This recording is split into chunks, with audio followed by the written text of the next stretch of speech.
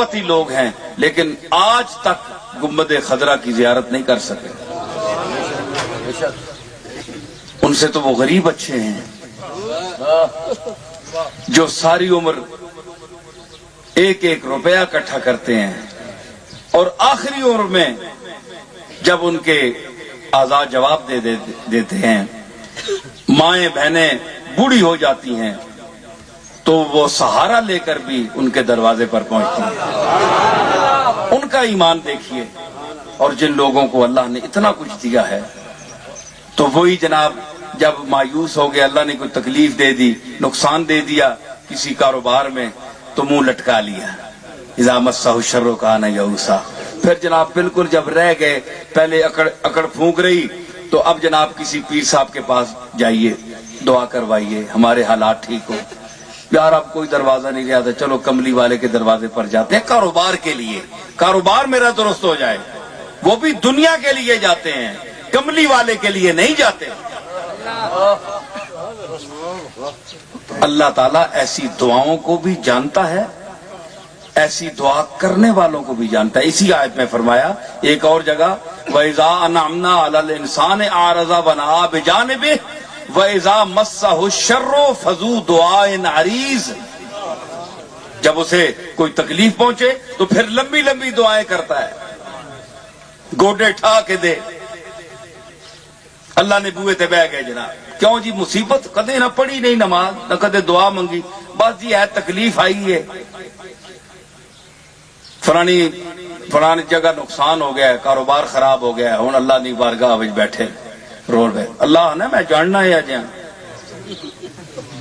تساں تے ہاتھ نہیں چاہے کدے میں نے اگے، اج تساں کتھے یاد آ گیا میں.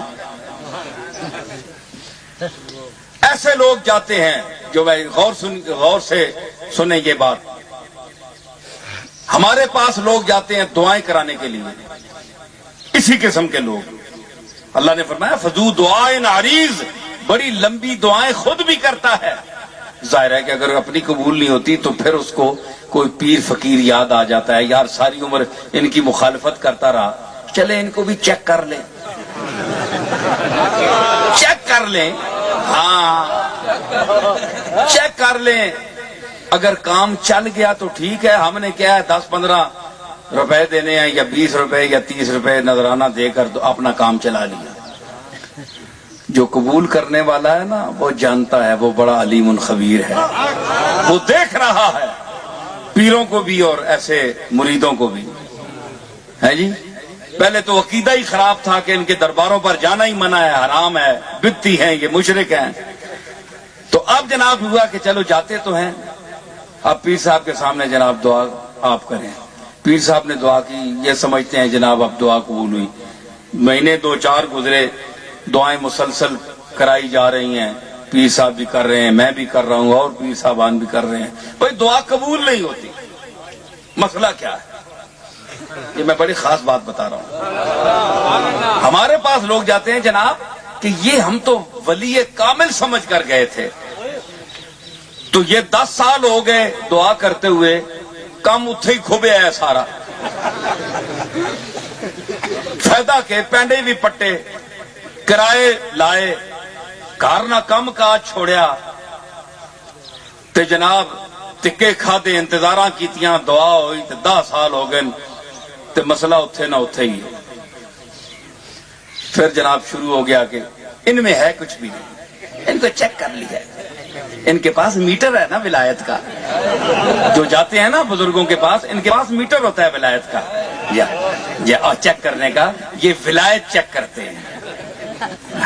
اپنا پتہ نہیں، دوسروں کی ولایت چیک کرتے ہیں.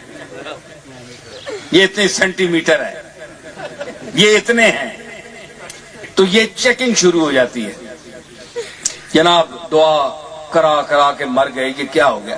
بھائی تم عقیدہ اپنا ٹھیک کرو، تمہارا نقطہ نظر غلط ہے.